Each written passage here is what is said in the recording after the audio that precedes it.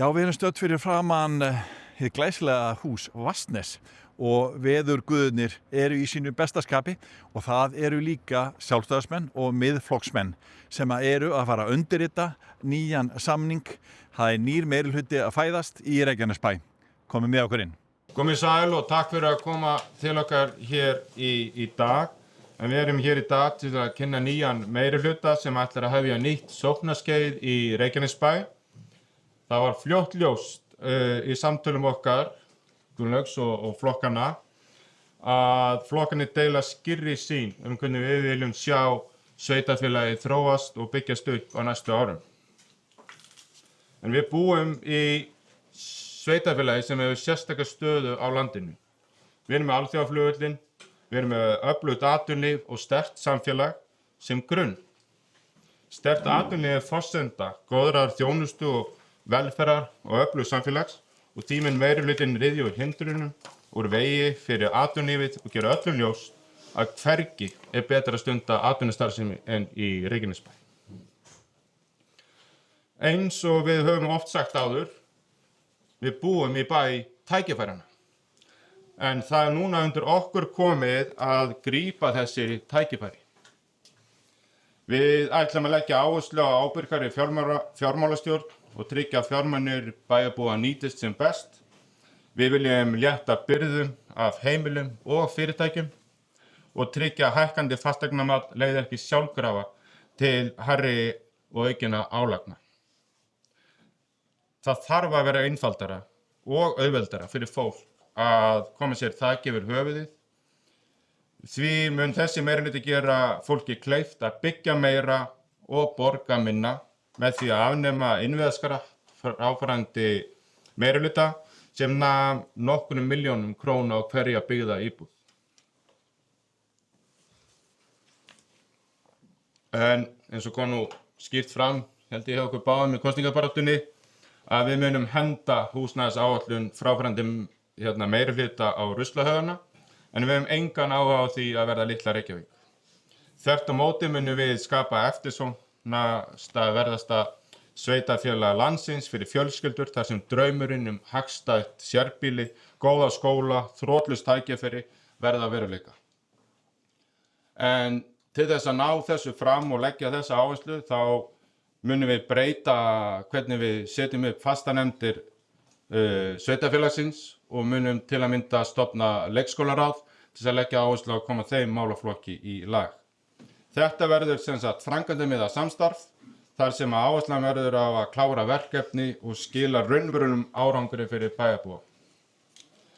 En ég get nú ekki lokið ávarpi mínu á þess að nefna íþróttirnar. En Reykjanesbær er íþróttastórveldi og þessi meirihluti mun gera allt sem í sínu valdi stendur til að styðja við íþróttahreyfinguna og á sama tíma og við einsetjum okkur það að gera öllum börnum kleift að stunda íþróttir óháð efnahag. En við hlökkum til að hefjast handa og vinna krafti fyrir Reykjanesbæ.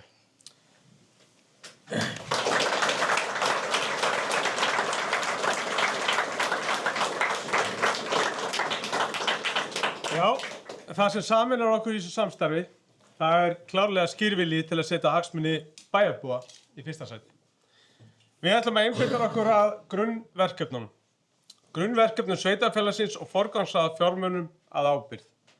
Við sjáum skýr tækifæri til að einfalda stjórnsýsluna, stytta boðleiðir og gera bæjarkerfið skilvirkara og í því skyni mun nýr meirihluti endurskipuleggja nefndakerfi bæjarins og leggja niður lýðheilsuráð, sjálfbærniráð, menningar- og þjónusturáð og stjórn eignarsjóðs.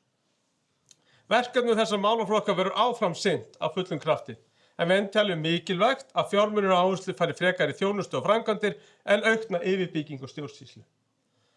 Reykjanesbær hefur langt skeið borið miklar byrðar í málaflokki hælisleitenda og flóttafólks og við teljum mikilvægt að skapa meiri fyrirsjáanleika í þessum málum.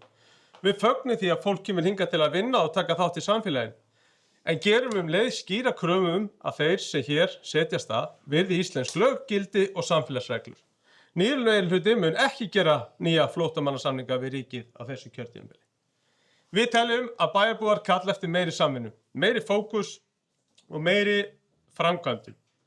Það er nákvæmlega það þessi meirihluti ætlar að skila. Ekkert sveitarfélag býr yfir jafn magnaðri sögu. Ekkert sveitarfélag býr yfir jafn mörgum tækifærum og ekkert sveitarfélag á sér jafn bjarta framtíð og Reykjanesbær.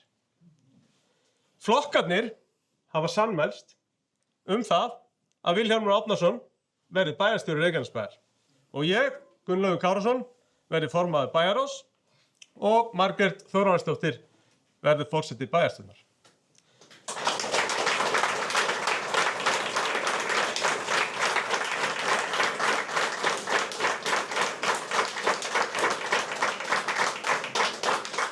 Málefnasamningurinn okkar, ný sókn í tækifærana er frábær og þið fáið tækifæri að kynnast honum betur hérna á eftir.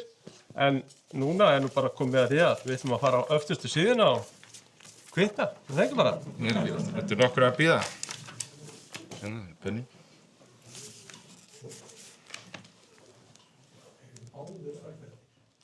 Þurftur að taka... Hvíla hægri hendina. Þurftur að taka eftir því. Það var eitthvað vinstra í nýju.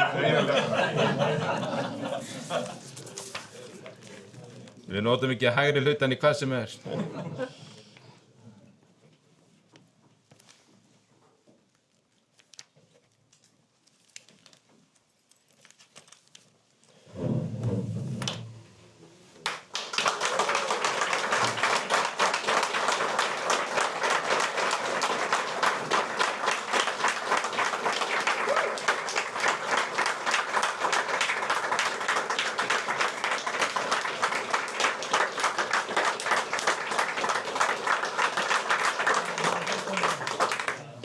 Þá þökkum við ykkur bara alveg kærlega fyrir komuna og taka þátt í þessari einstöku stund með okkur og þetta gekk bara mjög vel, þetta samtal sem sýnir það að það er bara mikil traust á milli aðala og innan hópsins og það er á traustinu sem við munum byggja hér öfluga sókn fyrir Reykjanesbæ með ykkur sem bakland með okkur og þeir sem óttust við ekki neitt. Takk fyrir komuna.